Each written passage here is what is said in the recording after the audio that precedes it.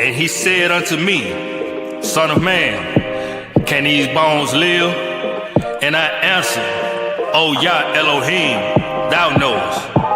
Again he said unto me, Prophesy upon these bones and say unto them, O ye dry bones, hear the word of the Most High. It's Tuvie. Sit up and lift your hands when you get up. Your spirit lit up. It's all scripture when you spit up. The Most High with us. The wheat and turd about to split up. So never give up. His holy name what we lift up. Sit up and lift your hands when you get up. Your spirit lit up. It's all scripture when you spit up. The Most High with us. The wheat and turd about to split up. So never give up. His holy name what we lift up. My people destroyed for lack of knowledge. Out here selling their souls for a pack of pottage. Still believing lies like the rapture logic. Thinking they can repent then go back to folly. I'm sipping living water. Following the light on this path, I'm getting farther. This word inspired by Yah, I got a different author. Live and do his will today, you might not see tomorrow. Better take advantage. I'm awakened planet. Plan to get the sons of Satan more than they can manage. Bread of life with the flesh of Christ, I'm about to make a sandwich. Applying pressure, about to make them panic. Expose the wicked till he make them vanish. Till then I'm doing damage, trying to find a lost sheep. Spread this message around the planet, whatever it costs me. The Most High prophesied that we arise. These exciting times to be alive. So to the dry bones, sit up and lift your hands when you get up. Your spirit lit up. It's all scripture when you spit up. The Most High with us. The wheat and turd about to split up. So never give up. His holy name what we lift up. Sit up and lift your hands when you get up. Your spirit lit up. It's all scripture when you spit up. The Most High with us. The wheat and turd about to split up. So never give up. His holy name what we lift up. Let me keep going cause I'm still in the zone. My brothers put down the gun, stop killing your own. Instead of beating the block, trying to see a profit. Open up your ears and eyes when you see a prophet. Coming and speaking the word in the spirit of Christ. Get prepared, this a serious fight. So pay attention to give him all praise. I won't delay to mention he chose to set me on this course and I won't stray to mission. We a kingdom of priests, so I'ma lock say D. You discernment to know who real. Just watch they speech. Cause even Satan disguised as an angel of light. You got one shot, make sure you aiming it right and don't miss it. It's 4th and 1, they tryna score, so we blitzing and we different. With the world, there's no mixing. Hey, the Most High prophesied that we arise. These exciting times to be alive. So to the dry bones, sit up and lift your hands when you get up. Your spirit lit up. It's all scripture when you spit up. The Most High with us. The wheat and turd about to split up. So never give up. His holy name what we lift up.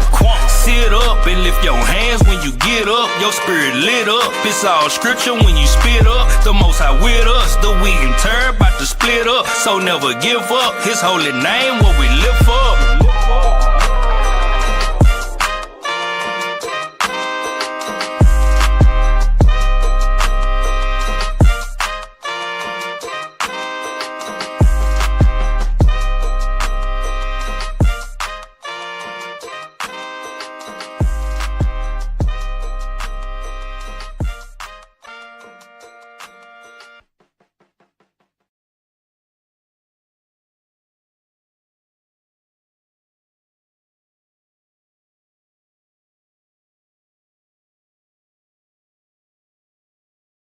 Hit it. The government you have elected is inoperative. Come again. The government you have elected is inoperative.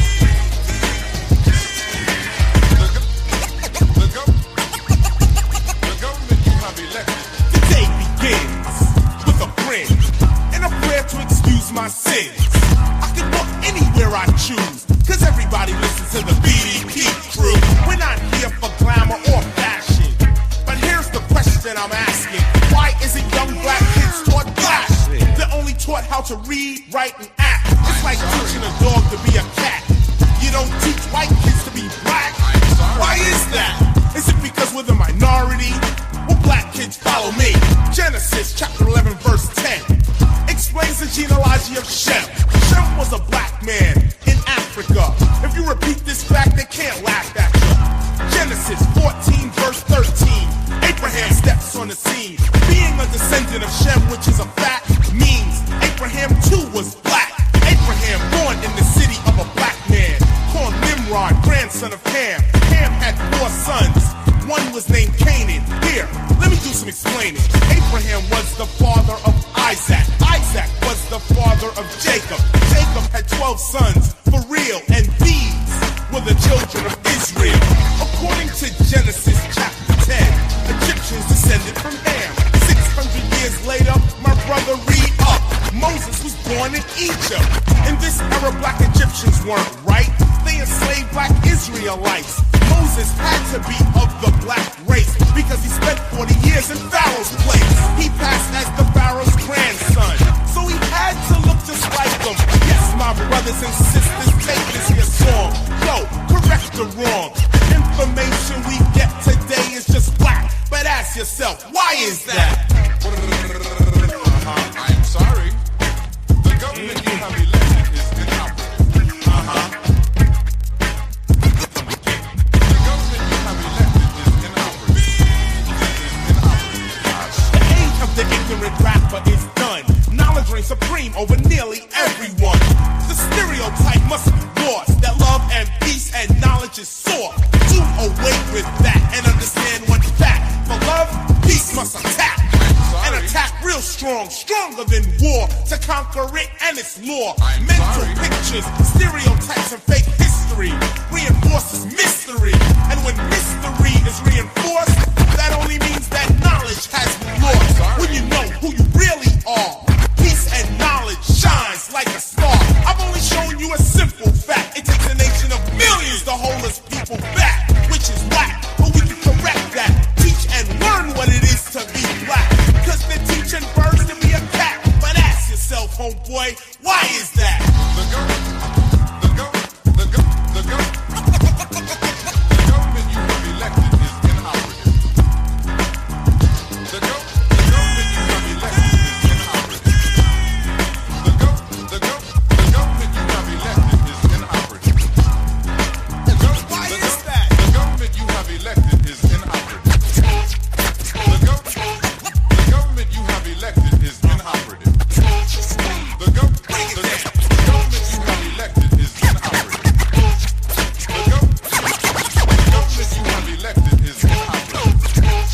The government you have elected is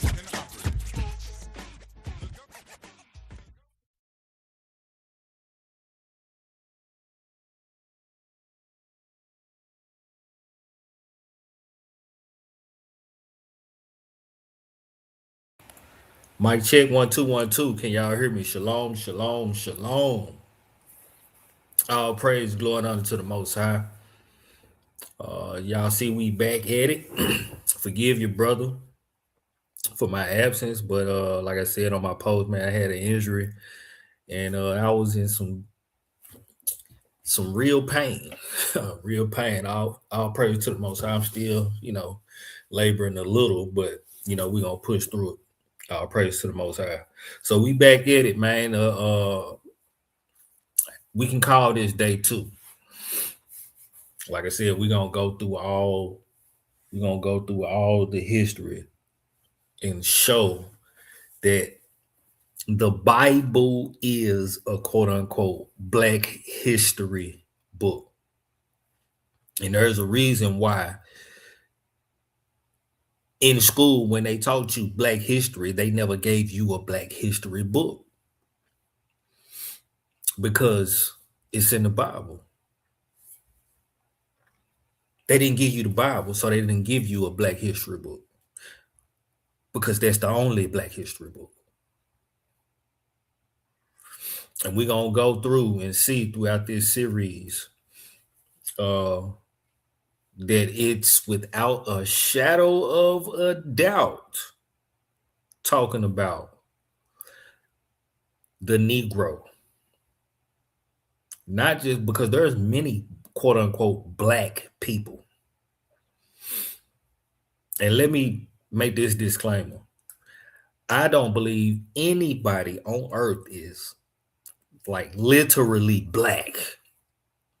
You have from the darkest shade of brown to the lightest shade of brown, which would, the lightest shade would be, you know, brothers like myself. But you have brown people. And you will see that once we go throughout this series, that the people who the Bible are speaking of directly are brown people.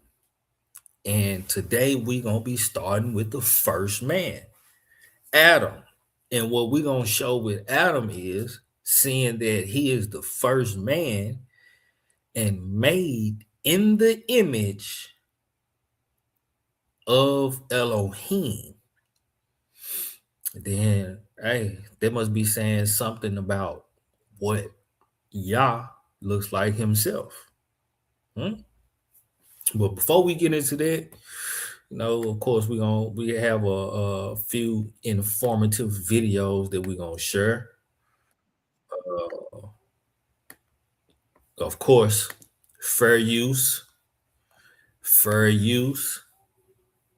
These videos are for educational purposes only. They're not meant to gain any monetary value at all.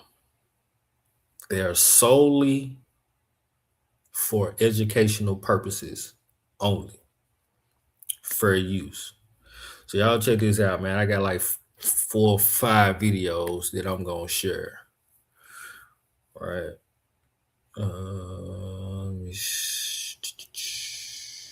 Let me see where I want. There we go, right here. Yeah.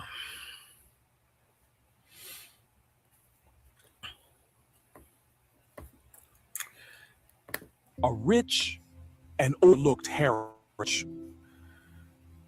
Throughout history, the story of civilization has been interwoven with the rise and fall of mighty nations and diverse peoples. Among these are the stories of Black and African people, whose roots, according to the Bible, trace back to some of the most ancient and noble lineages. The Bible, often seen as a theological guide, also serves as a historical text that connects the origins of diverse peoples, including those of African descent. In today's narrative, the African connection to biblical history is often overlooked or misunderstood. However, by diving into the text, we can uncover stories of kings, queens, and powerful civilizations. From the powerful Egyptian pharaohs to the proud warriors of Kush, the Bible holds invaluable insights into the origins of Black people, particularly through the lineage of Ham, one of Noah's 3 sons.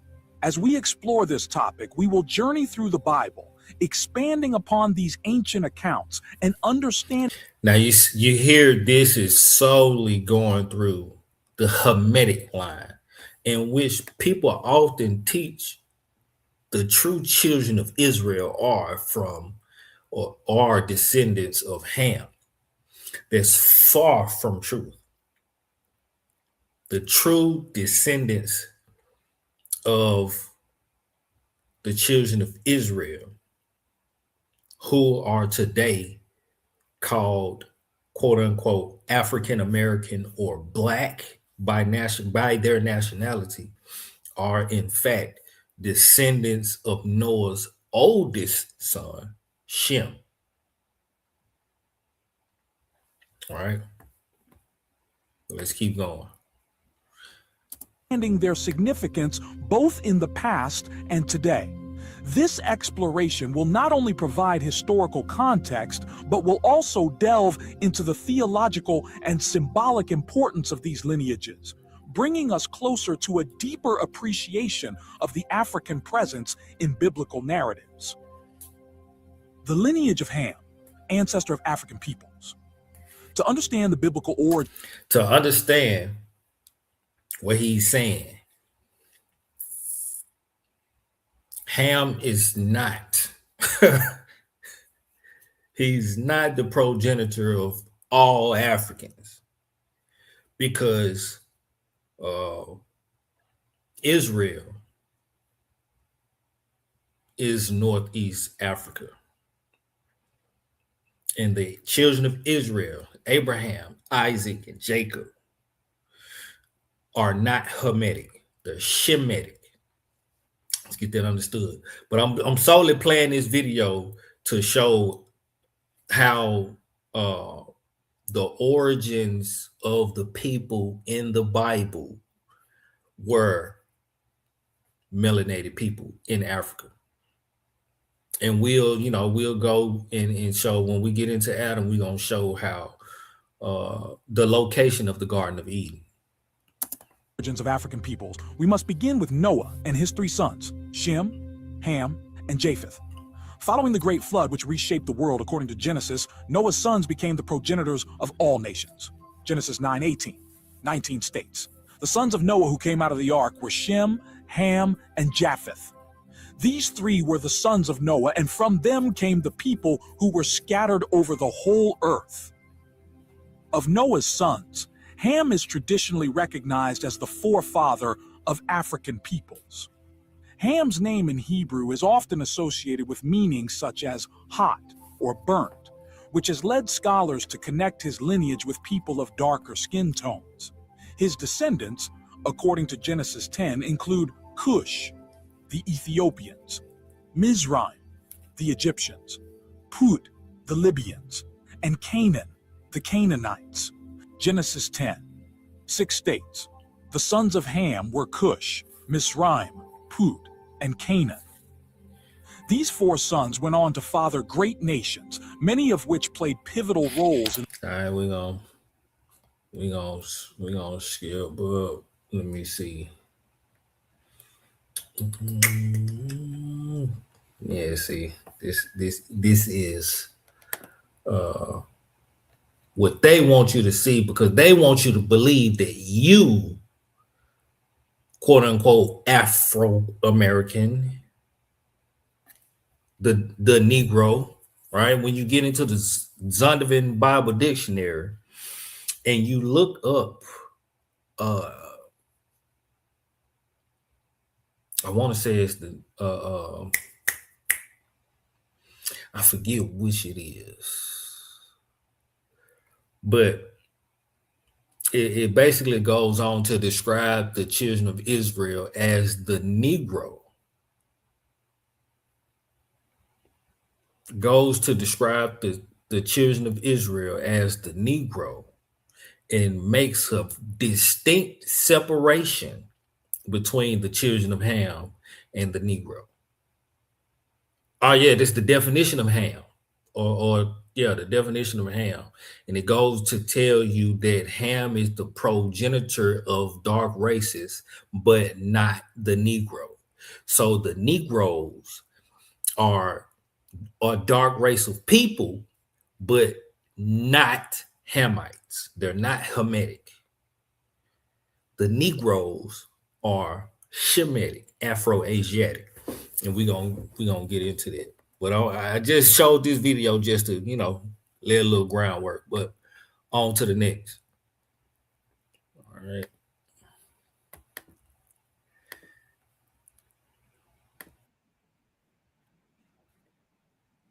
Hold on.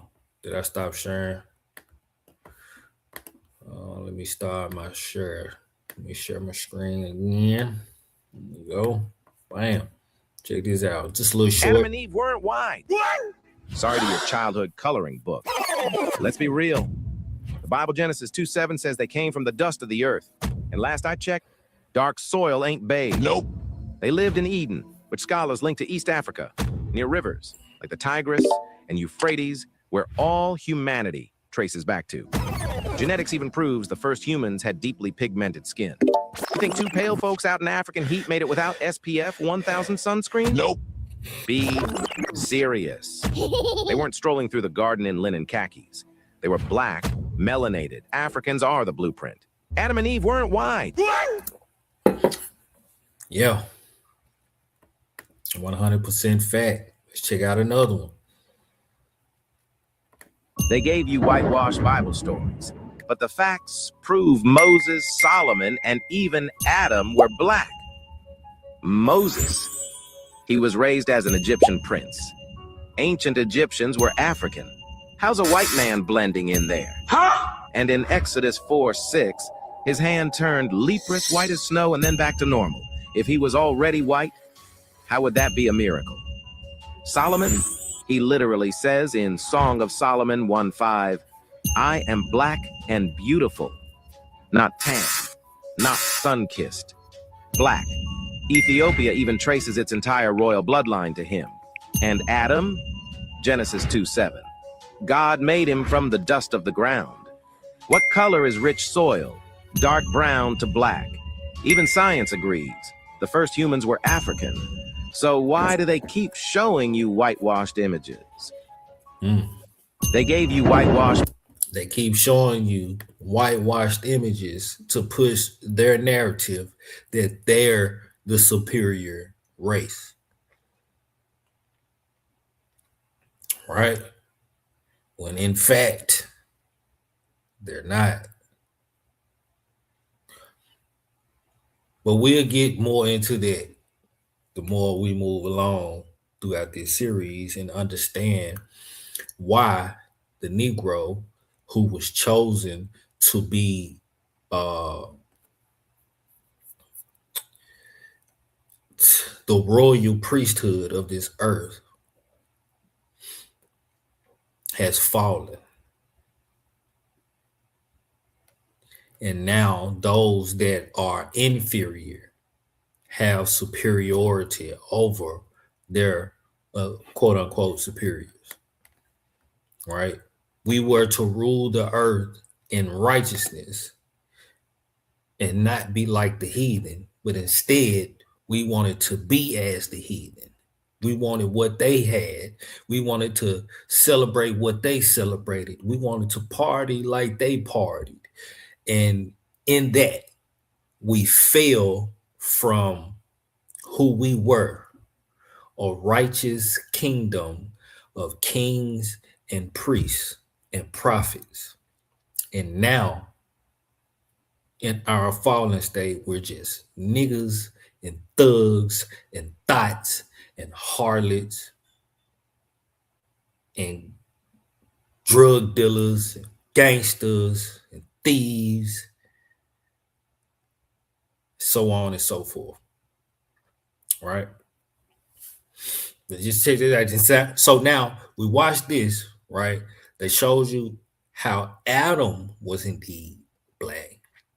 All of the prophets were black. Adam, Moses, Solomon, right? But what about Hamashiach? Check this out. When you think of what Jesus looks like, what do you see? Robe, crown of thorns, beard, Jesus's, maybe a halo? But what color is his skin? Today's baggage, white Jesus. It's no secret that Jesus Christ, known in Christian circles as the Son of God, is often depicted as a white man with long, luscious locks. But how did Jesus ever become so widely accepted as being white? Films, TV, even cartoons have been pushing this representation. And we can't forget when Megyn Kelly brought Jesus into her infamous Santa meltdown. I mean, Jesus was a white man too, but you know, it's like slow your roll. From what I can remember of my Sunday school days, the Bible stories take place in what is now called the Middle East. I chatted with Professor Carrie Day, an associate professor of constructive theology and African-American religion at Princeton, to help me figure out where I should begin. How was Jesus physically described in the Bible? We really don't see any depictions sort of phenotypically of what Jesus looks like in the biblical text. And that was intentional. I think that it's important to note that in the early Christian communities, there was actually an avoidance of putting images of Jesus. In general, images of God were seen as idolatry. But we do know that in the Bible, Jesus' feet are compared to burnished bronze. However you fall on what Revelation means, we already have clues. The first clue is that he was a Jewish man. They were nomadic people. Part of the misnomer is that a Jew is a Jew that phenotypically looks like a European Jew. And we tend to sort of ascribe that to the way Jesus looked and who Jesus was. But instead, what I'm suggesting is that you had all of these diverse diasporas, many of them that were Afro-Asiatic, that in many ways then helps us to reflect on Jesus in our contemporary language as a person of color. So, Jesus might not be a white dude? This is a touchy subject, a hotly contested debate. Scholars, lay people, no one seems to agree. With all this Jesus speaking parables, I found myself having a tough time. So I called on someone who was called on by the Lord. Gary V. Simpson is the head pastor of the Concord Baptist Church of Christ. He's also an associate professor of homiletics. When you want to sound important, it's just saying I'm the preaching professor, you say, I teach homiletics. Simpson was the son of a preacher, but coming up, he was pretty clear on what he believed Jesus looked like. I never really got caught up in the kind of dominant whiteness of Christ. I know that there were depictions of the blonde-haired, blue-eyed Jesus in places because those were the people who were publishing the materials that we were reading in our local Sunday schools. Can you just elaborate a bit on that, how we sort of came to have this widely accepted depiction? I don't know how widely accepted it is. I think it is Westernly accepted. When we read the Bible and the expansion of Christianity, we're actually talking about its Western movement. Y'all know what he's talking about. That saying, to the victor goes the spoils. Let's go all the way back to the 4th century. Here's how it went down. Constantine, an emperor in ancient Rome, converted to Christianity. Later, it was legalized and became the official religion of the Roman Empire. Hallelujah. Christians were no longer persecuted. This changed the entire game. As the Roman Empire expanded, so did its ideologies and cultures. And of course, the dominating representation of a European white Jesus. Right, because they couldn't allow Negroes to believe or to continue to believe that their God looked like them. They couldn't do that.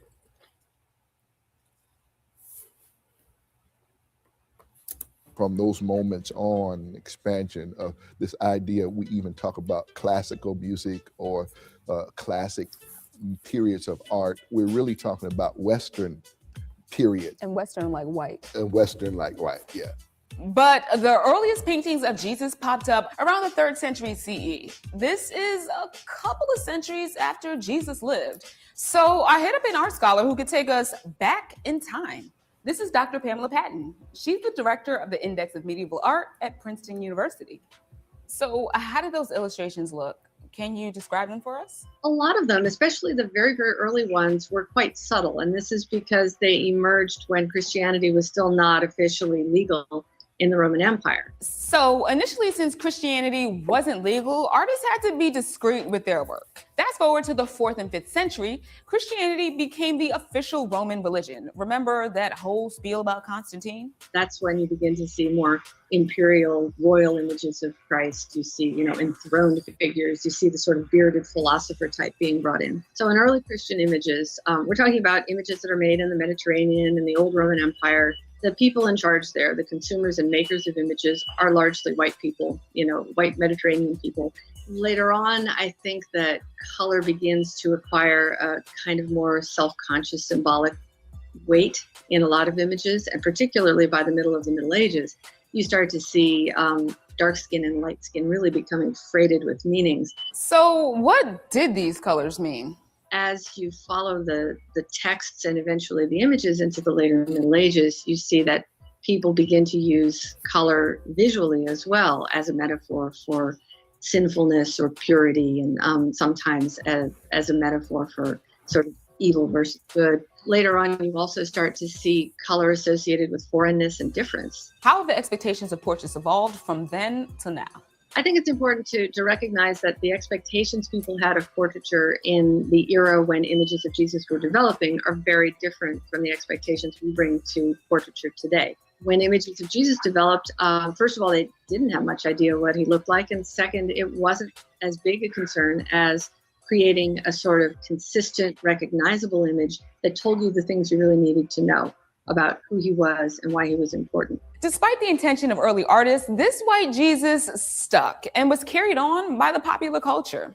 Even though some countries have their own artistic versions of Jesus, in the United States, this idea of a European-looking Jesus can have dangerous implications. Tabitha L. Jones-Jalvet, a professor of higher education and one of the authors of White Jesus, says that there's been a whitewashing process over time and that white Jesus is a function of white supremacy. Come on now. Let me read y'all this. First Maccabees chapter 3. It's chapter 4. First Maccabees chapter 3.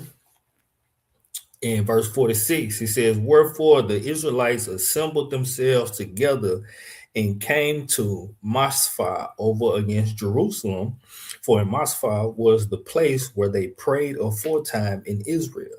Then they fasted that day and put on sackcloth and cast ashes upon their heads and rent their clothes and laid open the book of the law, the Torah, where the heathen had sought to paint the likeness of their images." And this is the Maccabees, some maybe at least 500 years before the time of Christ. The heathen were seeking or trying to paint the likeness of their images in the Israelites' book of the law. So if they were doing that and trying to do that 500 years before Christ, best to believe when they fully got in power and nobody was there to fight against them, they did exactly what they had been trying to do all throughout history. Whitewash the true biblical narrative. White Jesus is so much more than an icon. It's not neutral. And it's not neutral because it has been proliferated and it's expanded in terms of its presence over centuries. And it has been largely tied to what we call an imperial project, the agenda of a nation state. So when we think about sort of racial apartheid in the United States, which continues, we see that racial apartheid can be sustained using the white supremacist logic that flows from white Jesus. So I see the white savior mythology as serving the interest of white power and white supremacy. And I think that the gospel of Jesus has nothing to do with that. There are some real world implications to this theory. Here on the White Jesus book cover, there is a common portrayal of blonde-haired, blue-eyed Jesus. And on the other side is an image that's based off of a drawing by Dylann Roof, the man who killed 9 worshipers at the Mother Emanuel African Methodist Church in Charleston, South Carolina. He drew this image while he was in jail. But this goes beyond Dylann Roof. Remember Professor Day? She says that the history of subjugation towards people of color in the US was justified by a white-looking Jesus. The European-looking Jesus, in many ways, was actually used to support the system of white superiority and Black inferiority in this nation. Most clergymen during the founding of the colonies, the founding of America onward, were the ones who were writing about the biblical basis for the inferiority of the Black race. And that, in fact, it was a responsibility of the white race to civilize the heathen, to civilize a pagan nation. So a part of that process was employing iconography. It was employing symbols and metaphors and images that could corroborate, that could fund, that could support this particular system of slavery, of colonization, intercolonization here, and eventually of segregation. Woo, that was a lot. Today, Christians are the largest religious group in the world. They make up about a third of the world's population. That's a lot of people that might see this kind of imagery without realizing the implications. But do Christians even care what Jesus looked like? Because we don't have any artifacts that really show us this was Jesus, what Jesus looked like, Jesus becomes for all of us a symbol. I won't ever say in a world that privileges whiteness that race does not matter. I cannot afford to say that. Race will always matter, as well as long as a race is considered to be prominent, dominant, worthy, righteous, holy, Christian. Right, and then that's what they want you. As soon as you present to them your, I ain't gonna say claim because it's true. Like a claim is something that you believe but can't be proven, right? As soon as you present your case of the Most High being black, quote unquote, I'm gonna say quote unquote black, because like I said at the beginning, I don't believe anybody is the color of a crayon, right? When you present your case of the Most High being black, or Christ being black, or like we're gonna show today, Adam being black, or, the people of the Bible, the prominent figures, Moses, Abraham, Isaac, Jacob, the children of Israel, the 12 apostles, King David, Solomon, all the prophets were all black or melanated people. They say, oh, well, color doesn't matter. Well, if it didn't matter, why do you have to have a white Jesus? Why? Why not paint them, orange, yellow, pink, blue, green? Why does he have to be white? If color doesn't matter, race doesn't matter. Clearly it does. Really know what Jesus looked like. I know what Jesus acts like, and I know him when I see him. So we can know that he definitely don't look like that, being raised in Northeast Africa, according to the flesh, raised in Northeast Africa, where there were no people looking like this. Just like it said in the previous short, they didn't have any SPF 1000, no sunscreen. And, certain people that lack melanation can't be in the sun for too long. They develop a disease.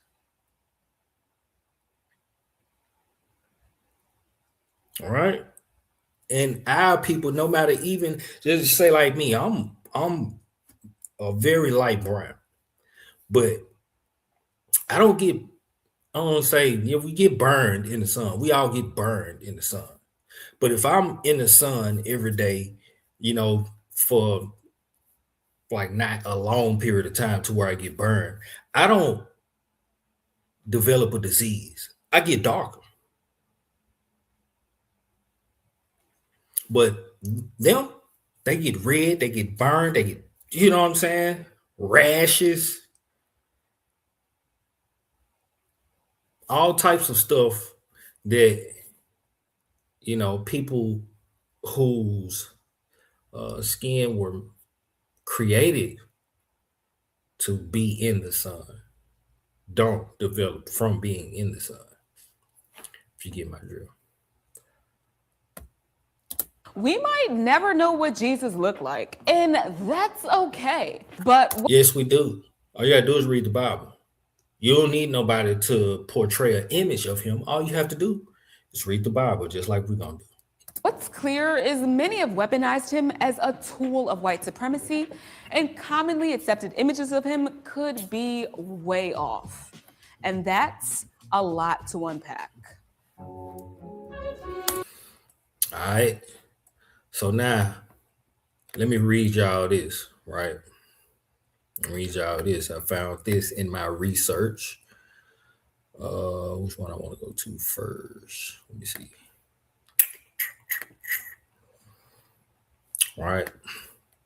This right here is a blog from the University of North Carolina Press, right? Let me see if I can blow that up. Taste. So this is about white Jesus and the Publius Lentulus letter, right? This was written by Ellen C. Bush in 2012, right? Says, how is it that in America, the image of Jesus Christ has been used to both justify the atrocities of white supremacy and to inspire righteousness of civil rights crusades? The Color of Christ, the Son of God, and the Saga of a Race in America, Edward G. Blum and Paul Harvey weave a tapestry of American dreams and visions, from witch hunts to web pages, Harlem to Hollywood, slave cabins to South Park, Mormon revelations to Indian reservations, to show how Americans remade the Son of God visually time and again into a sacred symbol of their greatest aspirations, deepest terrors, and mightiest strivings for racial power and justice. All right. And see, we over here being the children of Israel, we're not striving for what she said, racial power. We just want the truth to be spoken and accepted.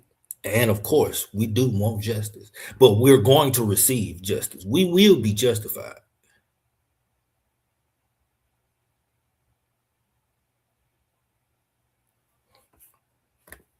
Continue. It says, we have some outtakes from our original interview with Blum and Harvey that we wanted to publish as independent posts. Here, Blum and Harvey discussed the Publius Lentulus letter, a fraudulent document that described what Jesus looked like and its influence on Americans' perspectives of Jesus. Question: just what is the Publius Lentulus letter and why is it significant? Answer: the Publius Lentulus letter was a fraudulent letter written sometime between the 11th and 15th centuries that claimed to come from a Roman proconsul during the time of Christ.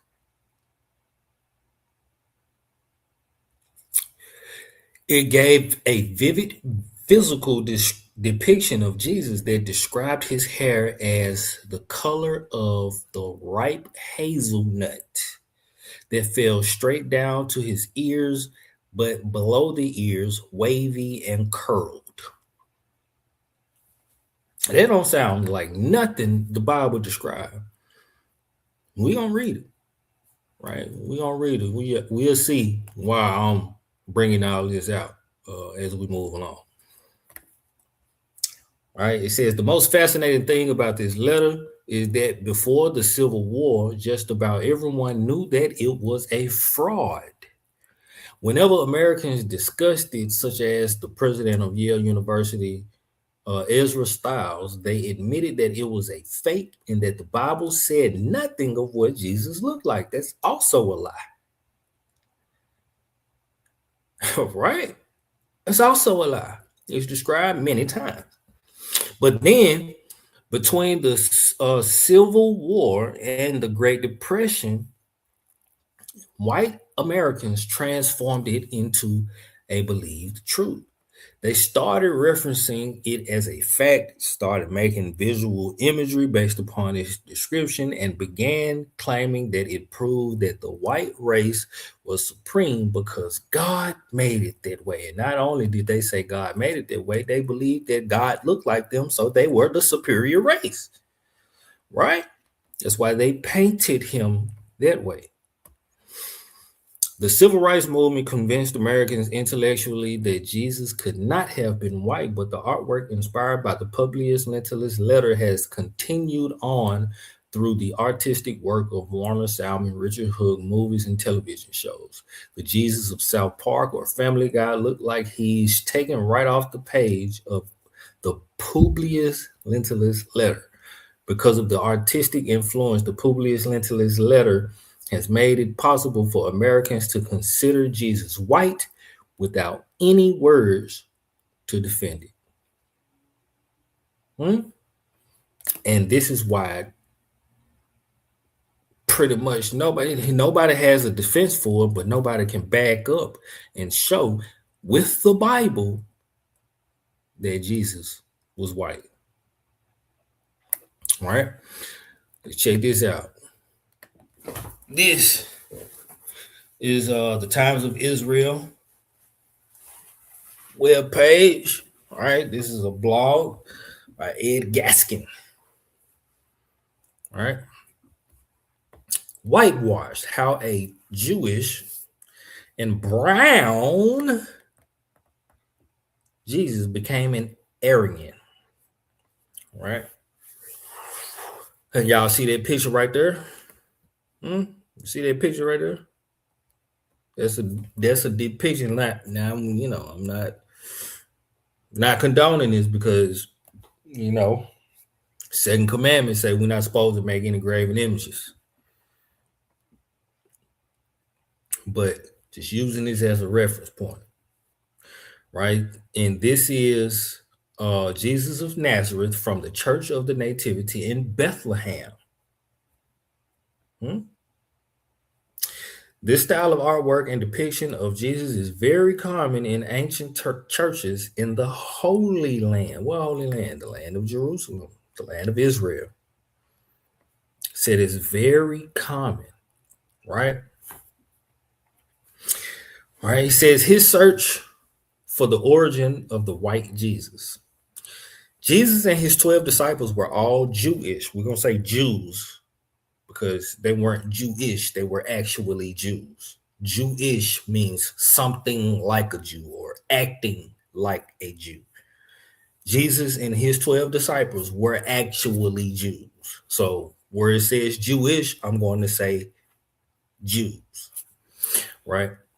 Peter, one of his disciples, Catholics describe as the first pope, quote unquote, was a Jew. The Apostle Paul, who wrote much of the New Testament, was a Jew, right? In 2 Corinthians 11:22, he said, "Are they Hebrews? So am I." Right? When it started, Christianity, quote unquote, seemed like just another Jew sect, similar to the Pharisees, the Sadducees, the Essenes, and the Zealots. There's a lot of ethnic diversity in Judaism, including Sephardic, Ashkenazic, Mishrai, and Ethiopian Jews. All right. But if you search online for images of Jesus, most of the results show a white man, which most of Sephardic, Ashkenazic, Mizrahi Jews are. These are not melanated people. And Judaism is not in the Bible. All right. We're not here to dive into the history of Judaism. But it's not biblical, right?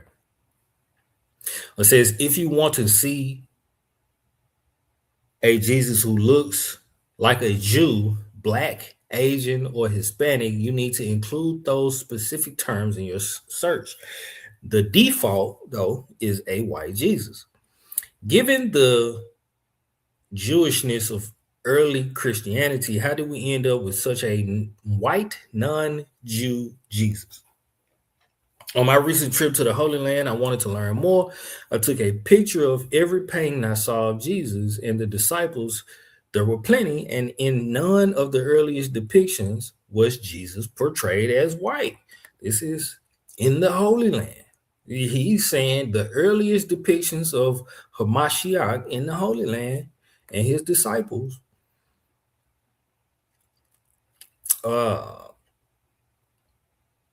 right, said none of them was he portrayed as white.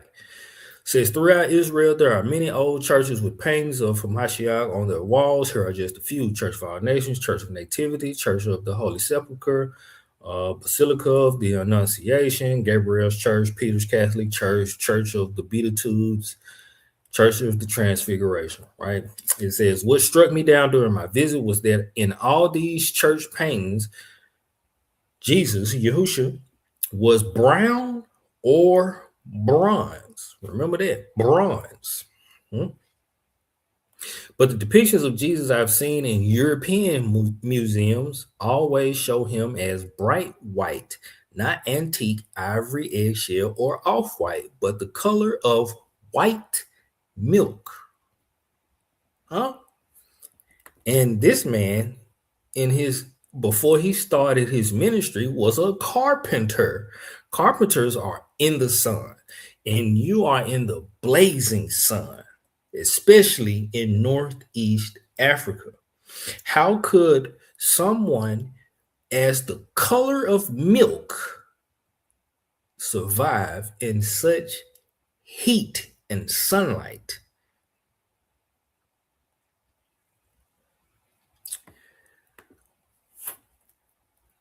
Right? It says, using their artistic freedom, what message were the European artists trying to send?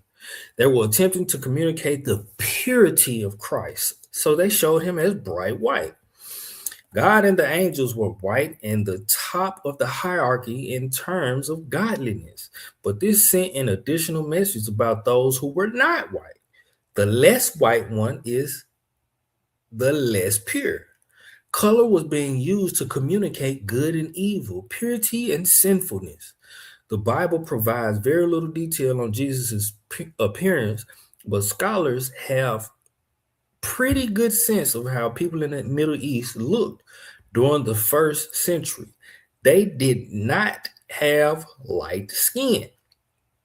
The iconic images of the walls of ancient churches in Israel show not a Jesus who is black like an African, nor one who looks like a white person with a tan, but one who is brown or bronze. To me, these paintings reflect the image of Jesus found in the book of Revelation, which describe him as having feet like burnished bronze, refined as in a furnace. The earliest Christian artists painted Jesus as brown or bronze. That's the Jesus I saw when I visited Israel. These artists could have painted Jesus as white. Why didn't they? Richard Stockton writes that given the lack of description of what Jesus looked like as Christianity spread to Europe, European artists painted Jesus as European in complexion, hair, and eyes, using friends and family as models. Some of the best known examples are from Leonardo da Vinci's Last Supper and Michelangelo's Last Judgment in the Sistine Chapel.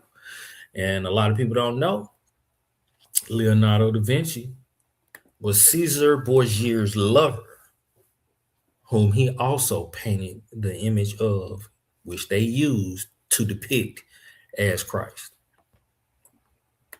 All right. Why am I using this? Here we go. In the creation of Adam, God is portrayed as a white man with a beard. This image is so powerful that when we are talking about God, we have to explicitly say God is not a white man. So if God is portrayed as a white man with a beard in the creation of Adam, guess what? Their creation of Adam, guess what? God, who is a white man with a beard, creating Adam as a white man. This is what they want you to believe. But this is not the history of the Bible. It's just not. right? Says the image of a light-skinned European Christ began to influence other parts of the world through European trade and colonization. There are 16th and 17th century pictures of Jesus with Ethiopian and Indian features, but these depictions didn't come from colonizing nations. Right? I'm not gonna read all this. I'm just not, y'all. I'm gonna put this in the chat. I'm not trying to be on here too long. I'm gonna put this in the chat. Y'all go and check that out on your own recognizance. Right? We is gonna move along. I'm not gonna get into this Black Madonna either, about how over there in Rome they had the Black Madonna, which they showed the Virgin Mary and baby Jesus as black. But I really just pulled that to show in the creation of Adam, God was depicted as a white man with a beard. And if they depicted God, a white man with a beard, so did they do to Adam. Right? Let's get back to this. I got another video I want to share, and then we're gonna get into some scripture. So this is Dr. Theron Williams, the founder of the Bible is Black History Institute. Right? He's gonna be speaking on Adam and Eve. Y'all check this out. The origins of Adam and Eve. Right.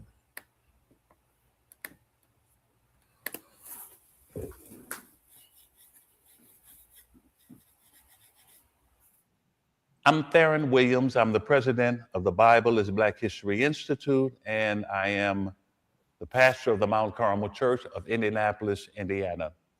And I just want to talk to us today about the Bible being the history of a Black people whom the Bible identifies as Hebrews, Israelites, or Jews. Huh? You hear what he said? Take that back. Identifies as Hebrews. I just want to talk to us today about the Bible being the history of a Black people whom the Bible identifies as Hebrews, Israelites, or Jews. Not Hamites or Canaanites. Hebrews, Israelites, or Jews. Just keep listening. And I know that there are those of you who might think that this is nothing but pseudo scholarship, and no serious thinker has ever looked into this. But that could not be further from the truth. Serious scholars have studied this whole phenomenon, and they've been studying it for many, many decades. And we're going to get into that later on down the line, the Babylon, the Timbuktu, the Negro questions, and all of that, right? These are reputable scholars who have written these books, right? And so is Dr. Theron Williams, hence the title Doctor.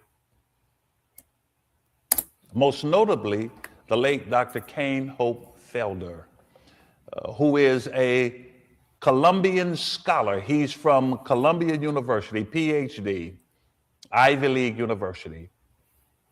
And he also taught at another Ivy League university, Princeton, and he also was a professor at Howard University. He has the credentials. And he committed most of his academic life studying this phenomenon that people call pseudo-scholarship. Dr. Cain Hope Felder wrote that classic book, Troubling Biblical Waters. And in that book, he argues that the people of the Bible were not white, but the people of the Bible were Black people and people of mixed ancestry. He says that the people of the Bible were Black, Nubian Black, some of them, while others were of mixed ancestry that made up the congregation of Israel. But later on in his career, he published the African Heritage Bible. And he seemed to have backed off on the idea that the people of the Bible were of mixed ancestry based upon the depictions that he has in the African Heritage Bible that represented the people of the Bible. They were all black people, all of them, every one of them. There was none that he depicted in his Bible, and he got pictures in it, depictions. There were none that were of mixed ancestry. They were all Nubian black. Here are some images that came from that Bible. We see Moses.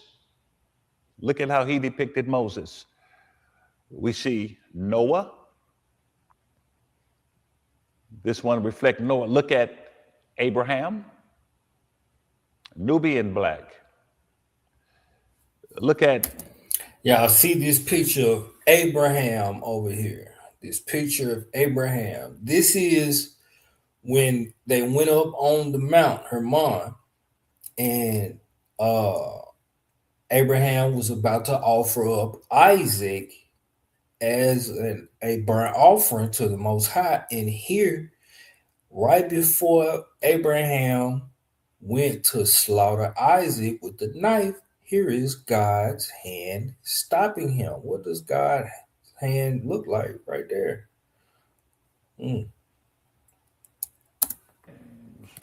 Solomon and the Queen of Sheba. This is Dr. Kane Hope Felder. Nobody can say he's a pseudo scholar. This is a scholar of the nth degree. Kane Hope Felder. Look at the depiction of David and Goliath. Look at the rendition of Jesus and the disciples. Look at his display of Jesus on the cross. And look at how he depicted the Apostle Paul. This is Dr. Kane Hope Felder, who had given most of his academic life pursuing this matter.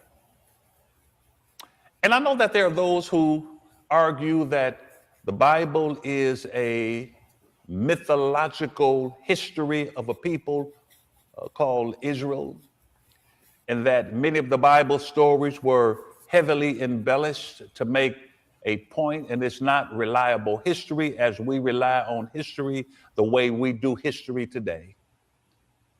And if that's what you think, that's fine. You can think that. But while thinking that, it is still rooted in a reality.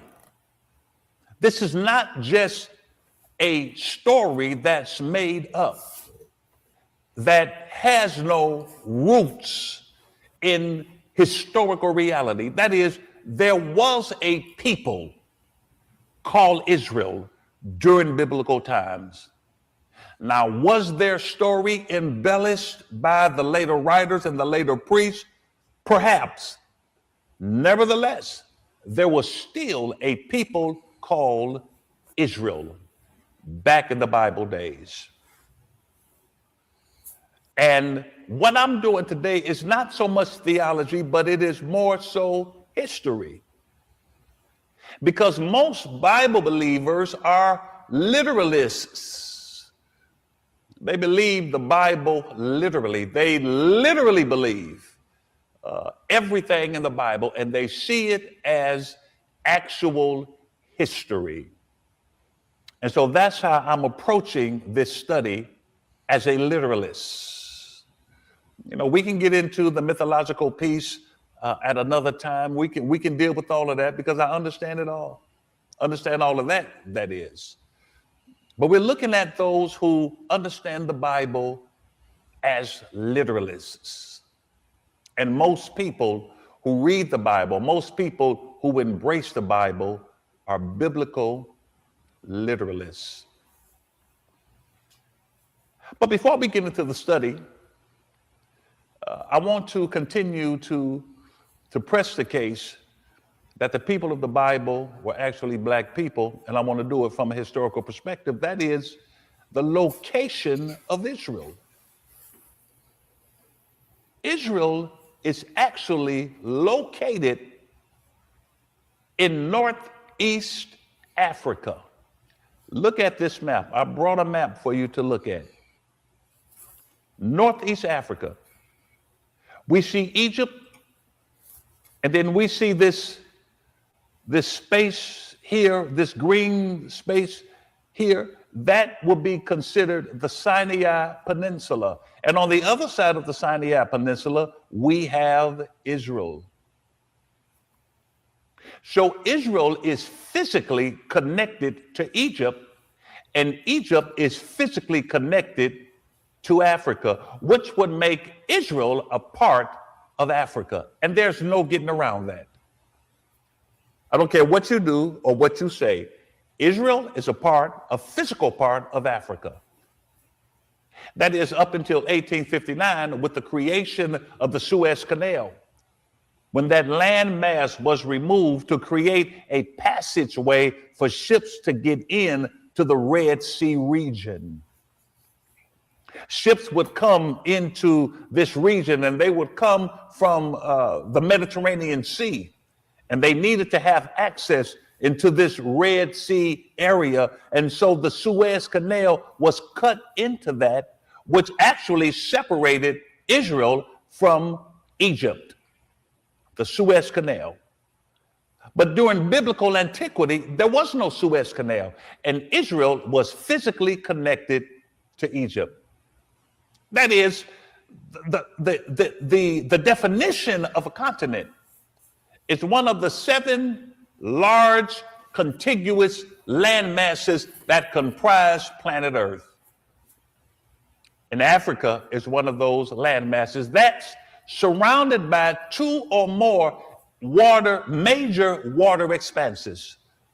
In every continent, you can get to every part of it without having to cross a major water expanse. For example, I can go to Africa and go to South Africa and start walking north, and I don't have to cross a water expanse until I can reach Libya or Tunisia or Algeria or Egypt or Israel without having to cross a major water expanse. That's the definition of a continent.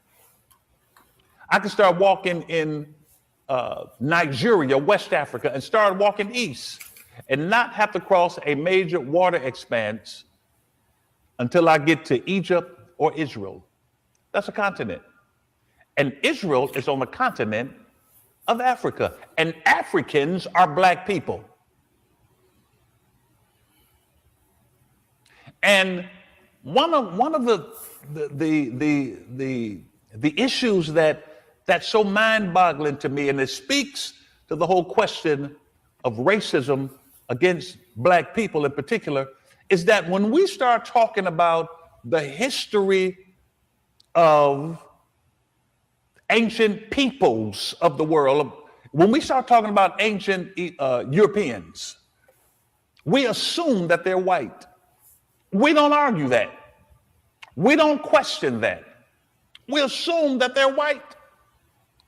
When we start talking about ancient Chinese, we don't question what color they were or their indigenous physical characteristics. We assume that they have a yellow tint to their skin. When we start talking about ancient Indians of India, we assume that they bear the indigenous physical traits, that they have a reddish tint to their skin tones.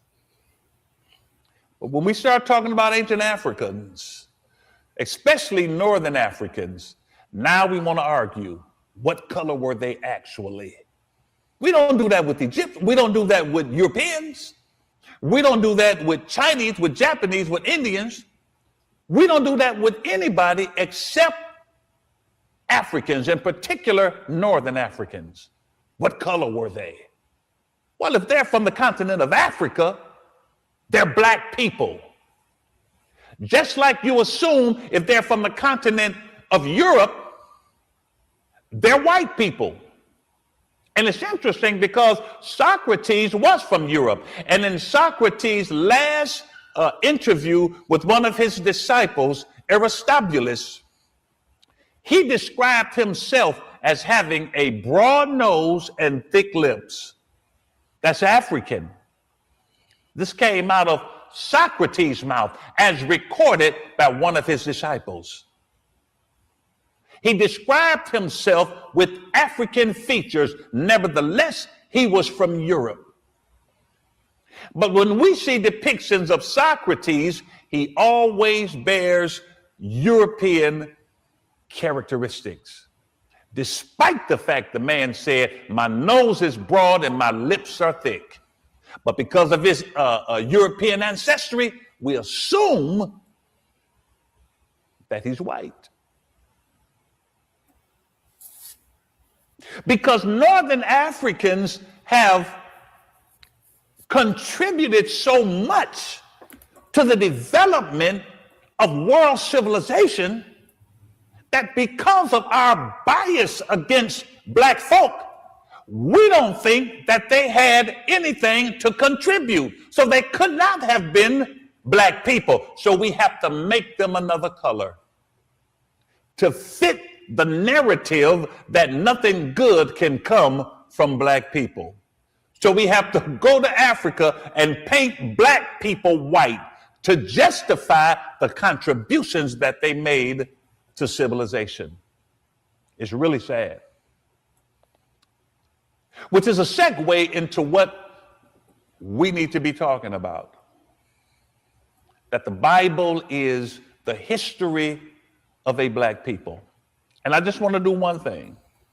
And this is a long, drawn-out series. I'm just going to give you a little piece of it. Let's go to Genesis chapter 2, verse 10, where it gives us a description of the land of Eden.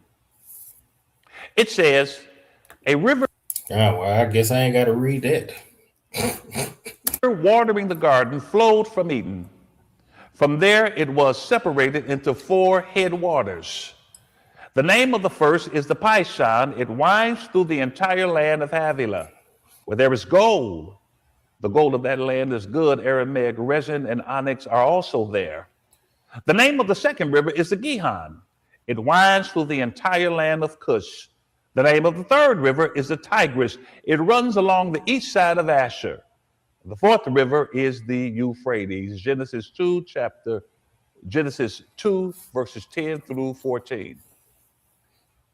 The focus of this text is on the rivers, the 4 headwaters that waters the land of Eden. But in that description, we see 3 land masses. The first land mass we see is Havilah. Havilah. And where is Havilah? Where is Havilah? Well, we know Havilah, other than it's mentioned here in Genesis 2, he is also mentioned in Genesis chapter 10, verse 7, and he's mentioned again in 1 Chronicles chapter 1, verse 9. Mm-hmm. And when he's mentioned in Genesis 10 and 1 Chronicles 1, it is in a genealogy, and he is always identified as the grandson of Cush. Mm-hmm. And we know Cush is Ethiopia. Mm-hmm. So wherever else Havilah is, it has to be in close proximity to Cush, and we know Cush is Ethiopia. A virulent racist, Augustus Henry King, though he was a racist, he was brilliant, he's an ethnologist, a 19th century Irish ethnologist. He suggested that Havilah is South Africa. And he does it on the basis of the description of the land of Havilah in Genesis chapter 2. He said, the Genesis narrative says that there is gold there, aromatic resin, and onyx. And he said that those commodities were plenteous in South Africa.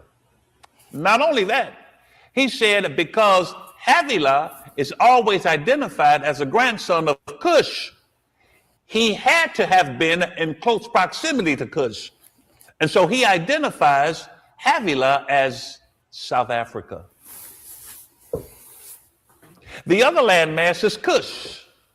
And we all know that Cush is Ethiopia, and that is in East Africa. The last landmass is Asher, and that is up near Asia. And the landmass of Asher had several names throughout biblical history. At one point, it was named Assyria. At one point, it was named Syria. At another point, it was Babylon. At another point, it was It was Chaldea. So to his point about the land of Havilah, let me show y'all this right here. Right, this is Havilah. Right, it means circle. Right, in the outline of biblical use. So the proper locative noun. These definitions says a part of Eden through which flowed the river Pison. Right, that's what we focusing on.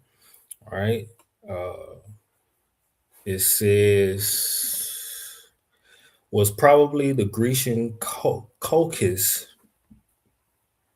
in the northeast corner of Asia Minor, near the Caspian Sea. Right, that's a totally different location. Right, a district in Arabia of the Ishmaelites named from the second son of Cush, probably the district of Kulan in the northwestern part of Yemen. All right, so these two are what we're going to be focusing on, the part of Eden through which flowed the river Pison, and what he's talking about is this land of Havilah, which belonged to the grandson of Cush. Right, and here you see the name of 2 or 3 eastern regions. Right, and here, right here, he says in the northwestern part of Yemen. And as he was saying, right, seeing that he was the grandson of Cush, his land, the land of Havilah, couldn't be far from where Cush land was as well, which is the land of Ethiopia. And when you come over here and you look at a map, right? Y'all seeing this map? When you look at this map, right? I'll blow it up a little taste. I'll blow it back up, right? I don't want to do that. No. All right, you see, here is Ethiopia. This is the land of Cush. It probably was more. It probably was more land than this, but colonizers came along and started,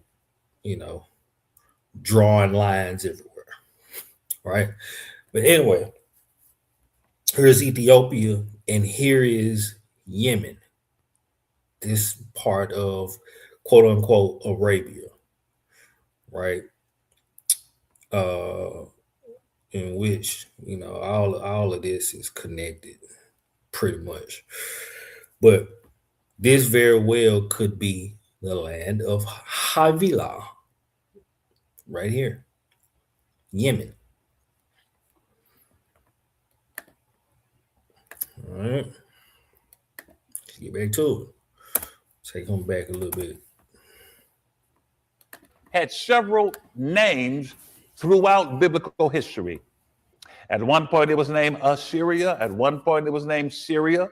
At another point, it was Babylon. At another point, it was It was Chaldea. It carried several names. But in Genesis 2, it is ascribed Ashur, up near Asia. So we see the land masses. 2 of the land masses are in Africa. The third landmass is up near Asia. Now let's look at the rivers that watered the land of Egypt. The first waterway is the Pishon. And according to the Genesis narrative, the Pishon River, it winds through Havilah. We identified Havilah as South Africa. I brought a map with me to show you that this river, this is the Orange River that we know of today. Back in the Genesis narrative, it was called the Pishon. And we see it as the Genesis narrative describes it. We see South Africa, and we see this river winding through Havilah. So that's the first river. The second river is the Gihon River. And we see the Gihon River as it is described in the book of Genesis, as it winds through the land of Cush. We see this blue on the map is coming down and it winds through. That's Ethiopia at the bottom right hand. It's winding through Ethiopia. And then we see the last two rivers that are up near Asia. We see Syria here, and then we see the Euphrates River, and we see the Tigris River. And so we see the outline, the boundaries of the land of Eden, of the land. And we see the Tigris River. And so we see the outline, the boundaries of the land of Eden. Now, I didn't say the Garden of Eden, and neither did the Bible. The Bible said the land of Eden. The land of Eden is a major expanse, as we have just seen as the Bible describes it. But there was a place within that boundary of Egypt, of Eden, called the Garden of Eden, where God placed the man and the woman, where God began humanity. There was a specific place in the land of Eden called, that was a garden in Eden. Where is that garden? We'll never know. And especially those who say this is a mythological history, they don't even look for it. But for those of you who are literalists, there are those who might be trying to find the Garden of Eden, where it was. It was somewhere on earth. Where was it? And here's where it gets exciting for me. When the Bible begins to intersect with science, we can get a hint of where the Garden of Eden may have been. What hints do you have? In 1987, Dr. Rebecca Cann led a group of scientists who was looking for the mother of modern humans. She traced the mitochondrial DNA. Now, mitochondrial DNA, we all carry that in our bodies. We carry mitochondrial DNA, but only women can pass mitochondrial DNA to the next generation. So it makes sense that if Rebecca Cann is trying to find the mother of modern humans, she would trace the mitochondrial DNA, which she did. She went around the world and she collected samples of mitochondrial from people all over the world. And she traced it back with her brilliant scientific mind, traced it back to East Africa. And she concluded that the mother of modern humans is a black woman from East Africa. And here's where it gets great. It is within the boundaries of the biblical description of the land of Eden in East Africa. She concluded that it was a black woman. They unearthed physical remains of people, and they did the carbon dating, and the carbon dating was consistent with Dr. Rebecca Cann's research about how old the mitochondrial went back and how old the mother of modern humans must have been. And when they unearthed skull fragments, she got her team together and forensic scientists, and they put a bust together of what they believe the mother of modern humans looked like. And here it is. Mitochondrial Eve is what the scientific community calls it. Mitochondrial Eve. There it is. There she is. And this was found within the boundaries of the land of Eden, as Genesis describes it. There she is. Let me ask you a question. How many of you have ever seen this image when you're studying Adam and Eve in Sunday school? How many of you seen this image? How many of you seen this image when you're studying the story of Adam and Eve in Vacation Bible School? How many of you have ever seen this image when you're watching TV and they're doing a story on Adam and Eve? You've never seen Eve look like this. She's always white with blonde hair and blue eyes. Biblical literalists, listen up. This is science. And I know that there are a whole lot of science deniers right now, but this is science, beloved. We saw the land of Eden, the boundaries of the land of Eden, and then we saw Dr. Rebecca Cairns' work as she traced the mitochondria back to East Africa, dug up skull fragments, created a bust that would depict the mother of modern humans, mitochondrial Eve. Ladies and gentlemen, I want to introduce you to her. But the men were not going to be outdone, because Dr. Spencer Wells in 2005 completed the Genographic Project. Because National Geographic and IBM came together to fund Dr. Spencer Wells' project, and he called it the Genographic Project. And what Dr. Spencer Wells was looking for, he was looking for the father of modern humans. And we all know that women have 2 X chromosomes and men have an X and a Y chromosome. So Dr. Spencer Wells said, if I'm going to trace the DNA of men to try to find out where the father of modern humans came from, I got to trace the Y chromosome. So he traced the Y chromosome, and it took him all the way back. Guess where, beloved? East Africa. Not far from mitochondrial Eve. Spencer Wells concluded that the father of modern humans is a black man from East Africa, and they called him scientific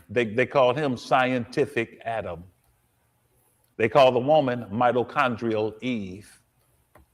So according to science, you got Adam and Eve. They're both black people from Africa. And the way, and just like they did Eve, when they, dug up remains and that type of thing and found busts, they created a bust of what they believe the father of modern humans looked like. There he is. There's Adam. Biblical literalists,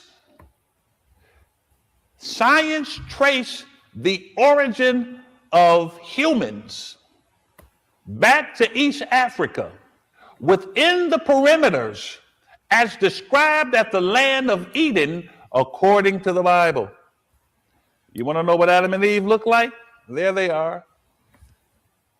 Adam and Eve.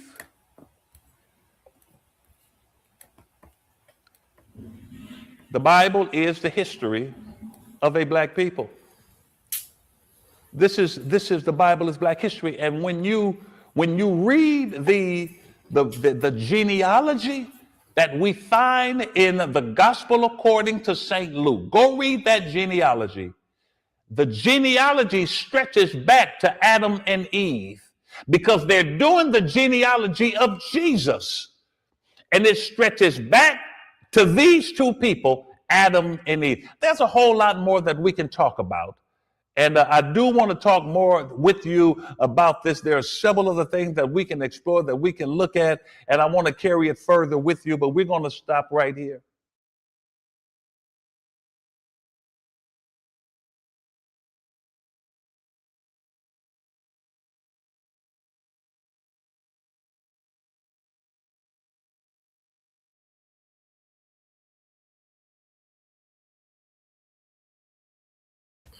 All praise to the Most High. I hope and pray that we got some edification from that. Really just wanted to show that, play that to show how he goes into Adam and Eve being people of color, right? As you saw, he pulled out the Genesis 2, which we're going to go to right now. right? He pulled out the Genesis 2 to show the general location of Eden in which Adam and Eve were created. But I want to use this for a different reason, right? Genesis 2 and Genesis chapter 2 and verse 4, it says, "These are the generation of the heavens and of the earth when they were created in the day that the Most High Yah made the earth and the heavens, and every plant of the field before it was in the earth, and every herb of the field before it grew. For the Most High Yah had not caused it to rain upon the earth, and there was not a man to till the ground. But there went up a mist from the earth and watered the whole face of the ground. And the Most High Yah formed man of the dust of the ground and breathed into his nostrils the breath of life, and man became a living soul." Right? So you see, the first man, Adam, was formed of the dust of the ground. And even at its lightest, dust is still brown. It's not white. All right. Chapter 1, Genesis, same book of Genesis, chapter 1, right? I'm gonna start at verse 26, right? It says, "And Elohim said, let us make man in our image, after our likeness, and let them have dominion over the fish of the sea, and over the fowl of the air, and over the cattle, and over all the earth, and over every creeping thing that creepeth upon the earth." All right. So, verse 27, "So Elohim created man in his own image. In the image of Elohim created he him, male and female created he them." Right? So the Most High created man in his own image. So man, the first man, was created in the Most High's own image. Right? Why did I pull out anything about Christ? Because we read this. John chapter 1 and verse 1. "In the beginning was the Word, and the Word was with Yah, and the Word was Elohim. The same was in the beginning with Elohim. All things were made by him, and without him was not anything made that was made." So the Word created all things. And what is included, or who is included in all things that were created by the Word? Adam.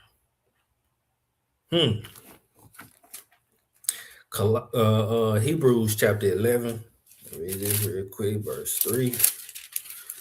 Get to Hebrews chapter 11. I ain't gonna be too much longer. Try not to go over 2 hours. Hebrews chapter 11 and verse 3 says, "Through faith we understand that the worlds through faith we understand that the worlds were framed by the word of Yah, so that things which are seen were not made of things which do appear." All right. Another witness, Colossians chapter 1. Colossians chapter 1. Colossians, where you at? Colossians, there you go. Colossians chapter 1. Give me a second. Let me get there. Colossians chapter 1. And I'm going to start at verse 12. "Giving thanks unto the Father, which hath made us meet to be partakers of the inheritance of the saints in light, who hath delivered us from the power of darkness, and hath translated us into the kingdom of his dear Son, in whom we have redemption through his blood, even the forgiveness of sins, who is the invisible image of Elohim, the firstborn of every creature. For by him were all things created that are in heaven and that are in earth, visible and invisible, whether they be thrones or dominions or principalities or powers, all things were created by him and for him, right? So the word, who is Mashiach, is the visible image of the invisible Elohim. Right? He is the express image of his Father. So when we see Hamashiach, we see the Father. Hamashiach look just like his dad. So if Hamashiach is a quote unquote melanated brown man whose skin is often described as being olive or burnished bronze, and he created the first man, which is included in all things, and this man was made in the image of the creator, you can believe that this first man, Adam, was bronze as well. All right. So let's go and get some a few accounts on this, and I'm gonna shut it down. All right. Let's go to the book of Daniel to get some vague descriptions. Let's get some vague descriptions. This is the book of Daniel. If I can get there, the book of Daniel, chapter 7. The book of Daniel, chapter 7, and verse 9. Book of Daniel, chapter 7, and verse 9. He says, I beheld till the thrones were cast down, and the Ancient of Days did sit, whose garment was white as snow, and the hair of his head like pure wool. It don't sound wavy and curly to me at the end. Whose hair of his head was like the pure wool. His throne was like the fiery flame, and his wheels as burning fire. All right, let's get another account. Ezekiel chapter 1. Ezekiel chapter 1. I'm trying to run through these real quick. Ezekiel chapter 1. All right, Ezekiel chapter 1. And I'm going to pick it up at verse 25. And there was a voice from the firmament that was over their heads when they stood and had let down their wings. And above the firmament that was over their heads was the likeness of a throne, and as the appearance of a sapphire stone, and upon the likeness of the throne was the likeness as the appearance of a man above it. And I saw as the color of amber, as the appearance of fire round about, from the appearance of his loins even upward, right? So, this man got loins. So I mean, he got legs, got thighs. He got a back if he's sitting. Well, how did anybody sit without a back? But anyway, says from the appearance of his loins even upward, and from the appearance of his loins even downward, I saw as it was the appearance of fire, and it had brightness round about, as the appearance of the bow that was in the cloud in the day of rainbow.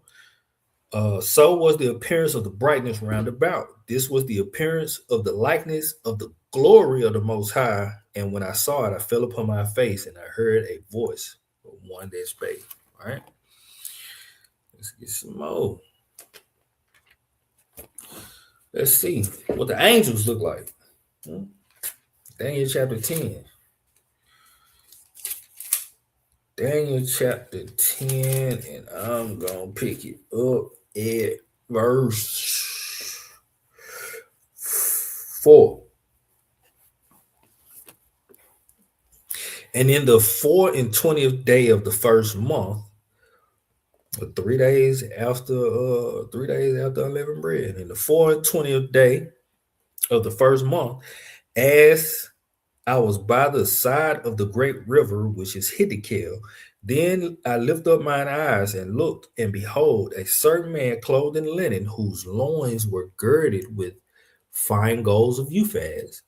His body also was like the beryl, and his face as the appearance of lightning, and his eyes as lamps of fire, and his arms and his feet in color to polished brass, and the voice of his words like the voice of a multitude. I want to see what they look like. Let's see what polished brass look like. We're going to look this up together. This is what polished brass look like. Share my screen here. Bam. Polished brass.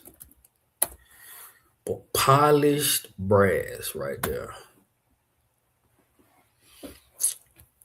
Look pretty brown to me.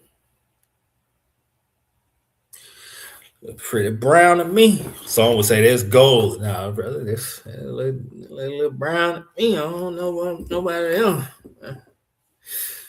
No.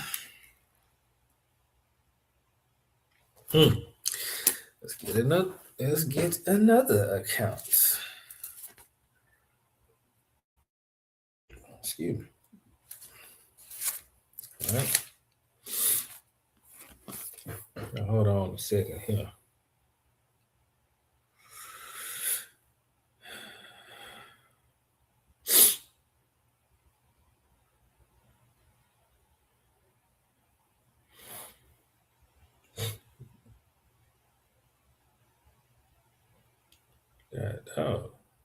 Boy, I hate this swipe texting. It's auto correction. Artificial intelligence ain't always intelligent. All right, I'm going to the book of Revelation. I'm going to the book of Revelation, right? I'm going to read this chapter 1 and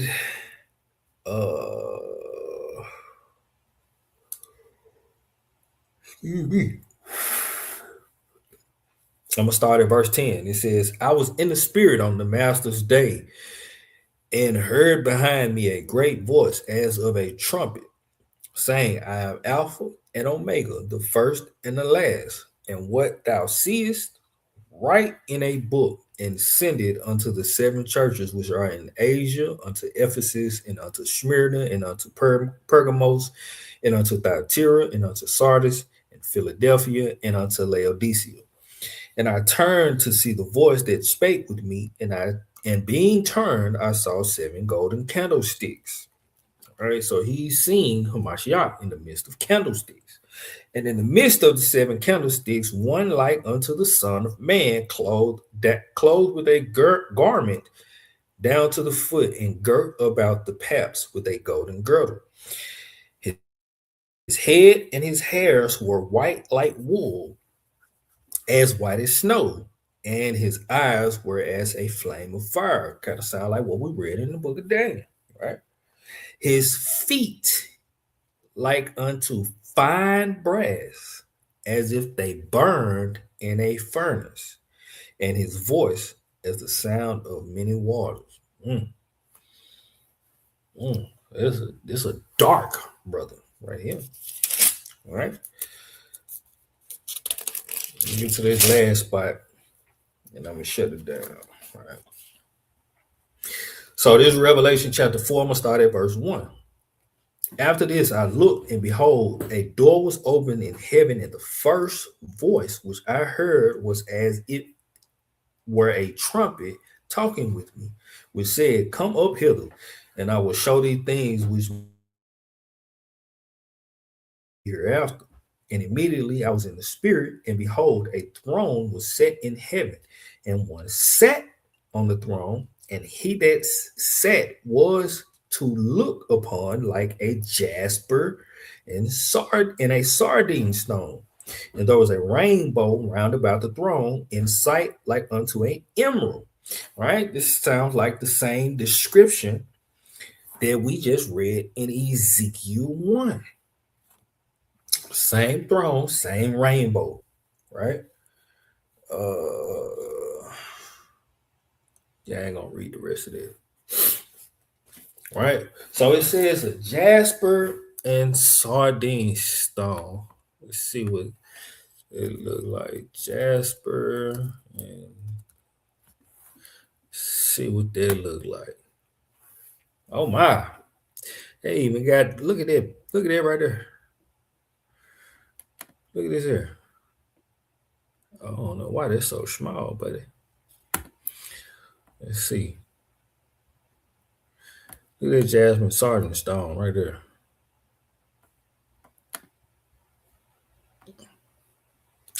That's good brown right there. This is my mama color right here. This is my daddy color right here. Jasper and sardine. And the first man was made in this image.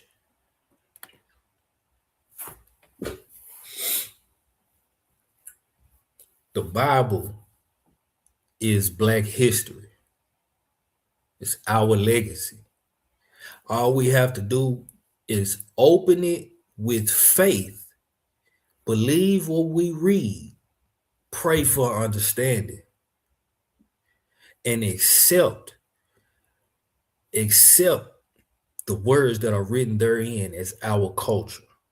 We were a righteous biblical people when we obeyed the laws, statutes, and commandments of the Most High. This talks about our creation, our calling, our origin, our rising, our falling, and our redemption and restoration. It's all written in this book.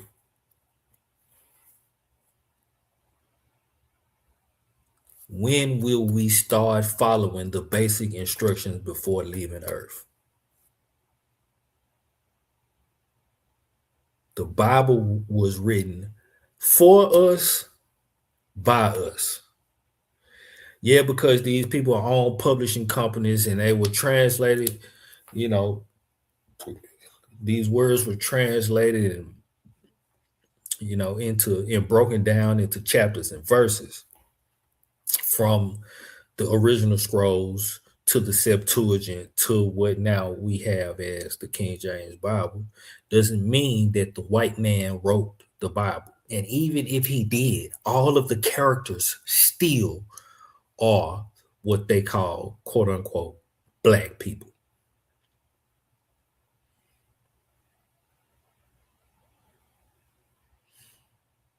This is your true history. The Bible is your true history.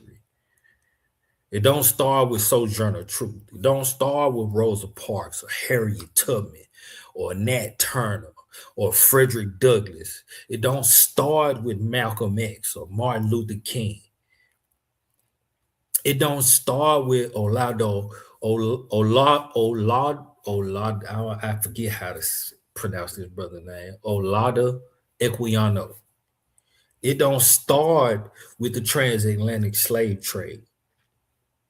And this is what they want you to believe.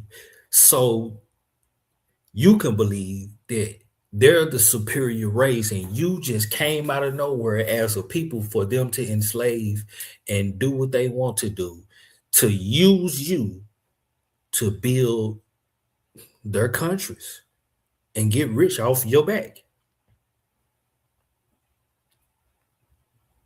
But in all actuality, you are the people whom the Most High chose to create in his image. You are the people whom he called to be his chosen people, special and close unto him. You are the people whom he made rightful rulers of the earth. But as long as we are being like the heathen who are not his people, whom he didn't call, whom he didn't choose, whom he didn't create in his image, we're going to stay in his fallen state. Anyway, that's it for the day, man. Most High willing, I come back. We'll get deeper into it, and then dig into Abraham, Isaac, and Jacob, and we'll read some of their testaments and, get a little bit about their character, because just like we heard in this song, Abraham, Isaac, and Jacob were quote unquote black men. But pray this thing was edifying. Pray y'all be blessed. Shalom.